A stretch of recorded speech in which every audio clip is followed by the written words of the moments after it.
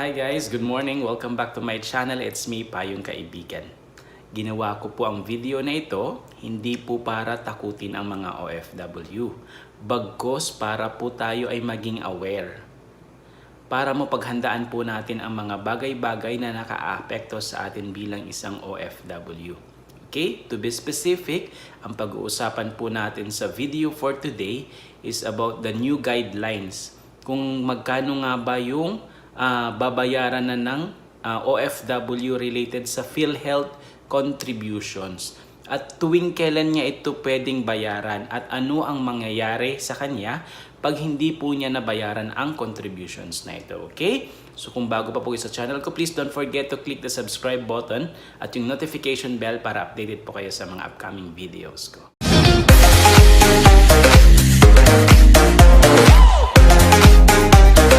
So magbibigay lang po tayo ng brief overview tungkol po dito sa PhilHealth contributions na ito. Bakit nga ba tumaas ang PhilHealth contributions sa mga OFW? Okay? So just going back, pinirmahan po ng ating mahal na Pangulo earlier in 2019 yung Universal Healthcare Act. Ito po ay naglalayo na mabigyan lahat ng medical services, lahat ng Pilipino. Okay? At dahil po dyan, may expanded scope or services na ibibigay na po sa atin. Una, magiging free na daw po yung mga consultation services, yung mga laboratory tests, at yung mga diagnostic services na ibibigay. So, syempre, dahil po may mga ganong added scope, malamang kakailanganin po ng malaking pondo niyan. At syempre, isa po sa na-target po nila na income generating ng pondo is yung mga overseas Filipino workers. Okay? So pag-uusapan na natin ngayon kung magkano na nga ba ang babayaran na PhilHealth contributions ng isang OFW. Dati po, ang binabayaran po natin sa PhilHealth ay 2,400 per year.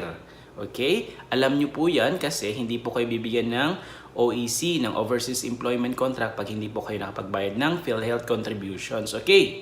Ngayon po, meron po silang nilatag na programa.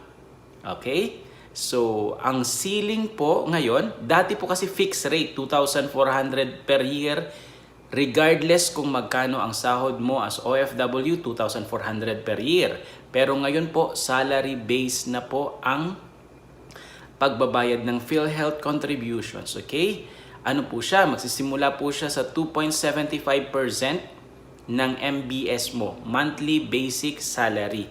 From 2.75% in 2019, aabot na po siya ng 5% until 2024 or 2025. Okay, so pag-uusapan po natin ang taong 2020. Okay, ang ceiling ngayon, ibig sabihin ito, kunyari, ang sahod mo, ang basic salary mo ay 60,000 pesos per month. So, ang monthly na babayaran mo sa PhilHealth ay 60,000 pesos times 3%.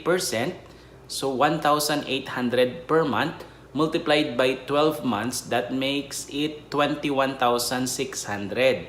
So, kung dati, nagbabayad ka po ng 2,400 sa isang taon, ngayon po, kung ang sahod mo ay 60,000 pesos per month or more, ang babayaran mo na po sa PhilHealth ay 21,600. Imagine yung pagtaas po niya, almost 8 times, 8 beses ang pagtaas po niya, okay?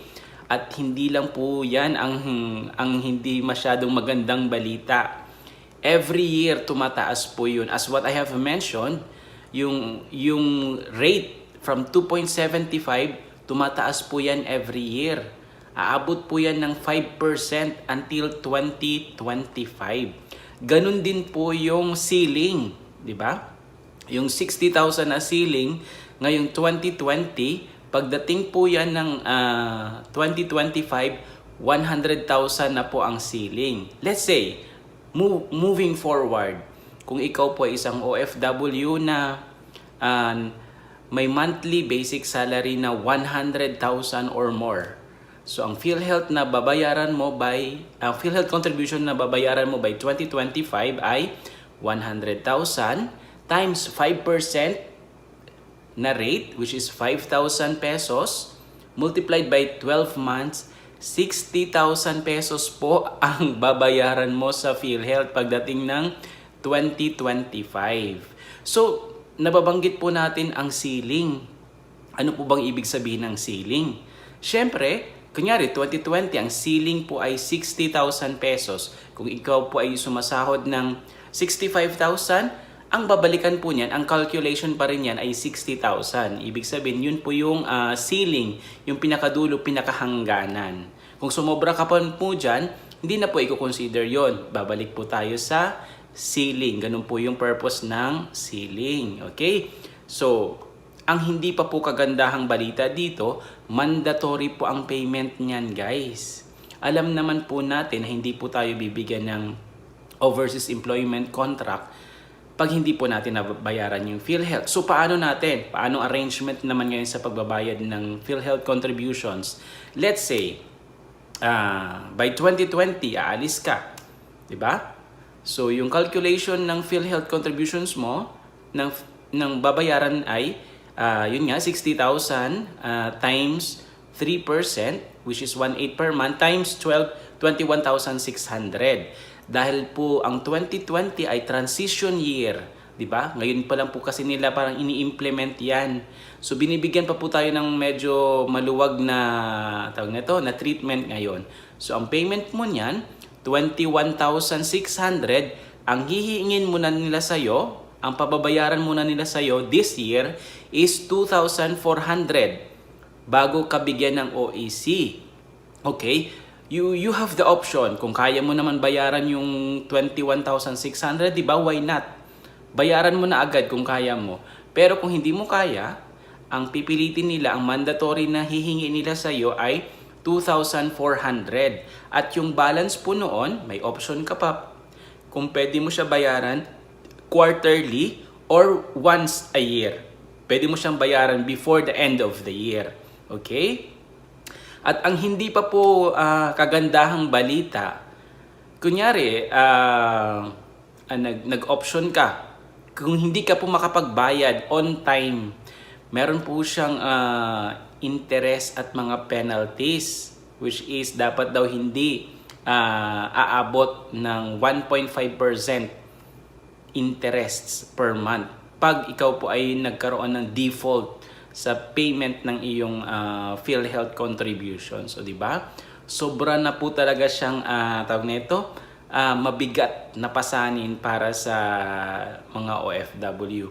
Actually, ang medyo apektado talaga nito ay yung ating mga mostly yung ating mga kasambahay. Let's say si Kabayan, ang sahod po niya monthly, ang monthly basic salary po niya ay 20,000.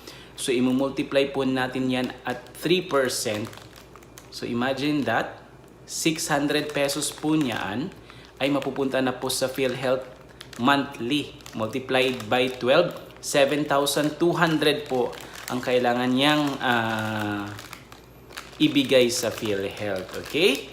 So, sana naman guys, nagkaroon po ito ng consultation sa mga grupo ng mga OFW. I'm sure nagkaroon naman.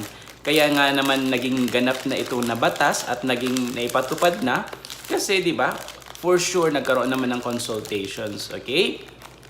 At ang hindi lang nito maganda kasi nakalink po siya sa pagbibigay ng OEC. Which is, sabi nga po ni Madam Susan Ople, siya po yung parang head ng OFW Advocate something, na yung OEC, ang purpose po niyan dapat is to identify and protect yung OFW. And not as a means to collect yung mga ganitong fees ng ibang ahensya ng gobyerno, which is yung PhilHealth, okay? And guys, sana po magkaroon ng review at review po nila yung, alam naman natin yung PhilHealth ay isa po siyang government-owned and controlled corporation, di ba? So sobra pong napakalaki ng mga sahod ng matataas ng opisyalis sa PhilHealth. Sana po maayos muna nila yung corrupt na sistema nila dyan. Kasi sobra namang nagsasuffer na talaga yung mga OFW. Imagine sa pag may mga ganitong klaseng pagkukunan ng pondo, OFW po talaga ang nakikita nilang main target. So sobrang nakakalungkot lang guys. Okay? So sana wala po tayong nang magagawa kasi ito po ay ganap ng batas. Okay? Kaya po ginawa ko ang video na ito para po mapaghandaan natin ang mga bagay-bagay kasi this is an added expense on our part. Okay? Hindi naman po tayo tutulungan ng ating employer. Lahat po ng PhilHealth contributions ng OFW, sagot yan to be shouldered by the OFW itself. Unlike sa Philippines, na naghahati po ang employer at yung employee sa contributions.